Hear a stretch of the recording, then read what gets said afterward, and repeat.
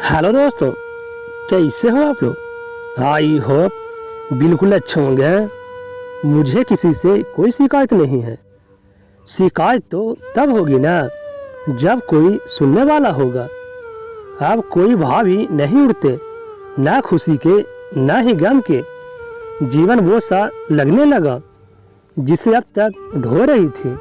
क्या करूं, सारी संवेदनाएं और भावनाएं ही मर गई। जीवन से संघर्ष करते करते बहुत थक गई हूँ। अब आराम करना चाहती हूँ हमेशा के लिए। कितना बड़ा पाप हो जाता है ना। हम बेटियों को इस दुनिया में आकर सबसे पहले लोगों के मुंह से यही शब्द निकलता है कि हाय राम, बेटी हुई है। पैदा होते ही माँ बाप को चिंता सताने लगती है। माँ सोते जागते बस यही सोचते हैं कि बेटी है, इसे तो पराए घर जाना है, इसका दहेज जुटाना है। माँ जो सोचती है वो वही विचार दूध के साथ घुल मिलकर बेटी के शरीर और मन में जाते हैं। उसे बात बात पर कहा जाता है, तुझे तो पराए घर जाना है। कैसे खा रही, कैसे बैठ रही है, अभी सीख ले। कल को पराए घर जाना है और पराए घर जाकर वहाँ भी उसे कोई भी अपना नहीं बनाता। तो इसका मतलब बेटी का तो कोई घर ही नहीं होता। सियानी होने पर अगर राह चलते किसी ने कोई अभद्र टिप्पणी कर दी तो माँ को बताने पर माँ ने कहा, तू अब बड़ी हो गई है, दुपट्टा डाला कर, सूट पहना कर, किसी से उलझना नहीं, तुम लड़की हो।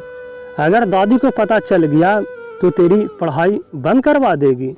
माँ ने पहली सीख दे दी, क्योंकि तुम बेटी हो तो सहो।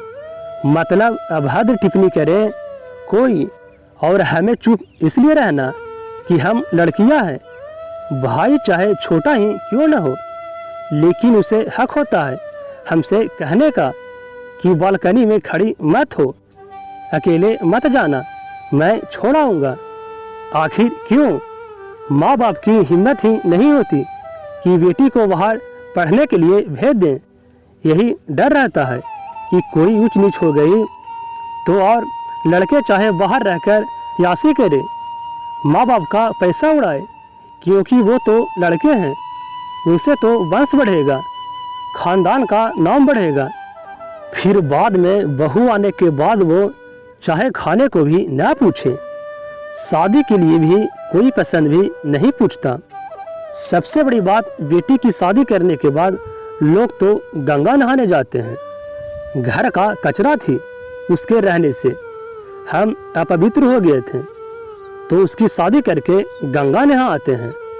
और लड़के को बेटा ये लड़की पसंद है पूछने पर अगर उसने मना कर दिया तो फिर दूसरी लड़की देखी जाएगी और कहीं 50 लड़कियां देखने के बाद शादी होगी। अरे भाई, कभी हम लड़कियों से भी पूछ लो कि हमें लड़का पसंद है कि नहीं।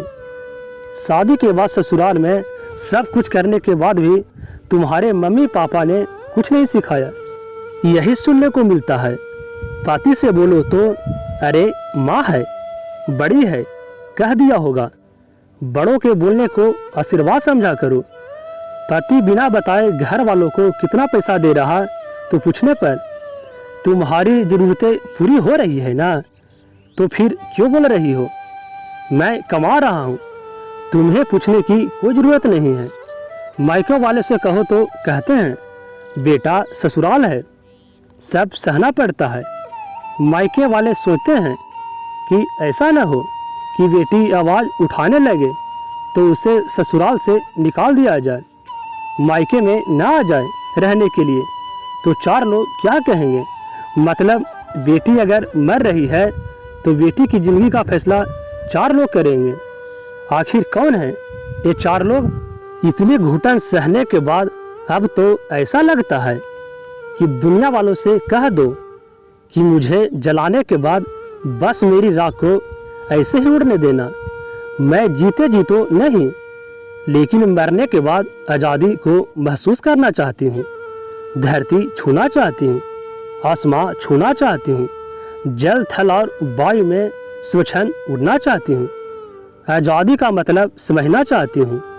अपनी मन मर्जी से सिर्फ उसके पैर पर लगूंगी जिसके पैरों में बाकाई लगना चाहती हूँ। उड़कर खुली हवा में सांस लेना चाहती हूँ। वो करना चाहती हूँ जो जीते जी न कर सकी क्योंकि अनचाही बेटी जो थी। तो दोस्तों ये कहानी आप ज़रूर पसंद करेंगे। तो मिलते हैं नई कहानी में। धन्यवाद दोस्तों।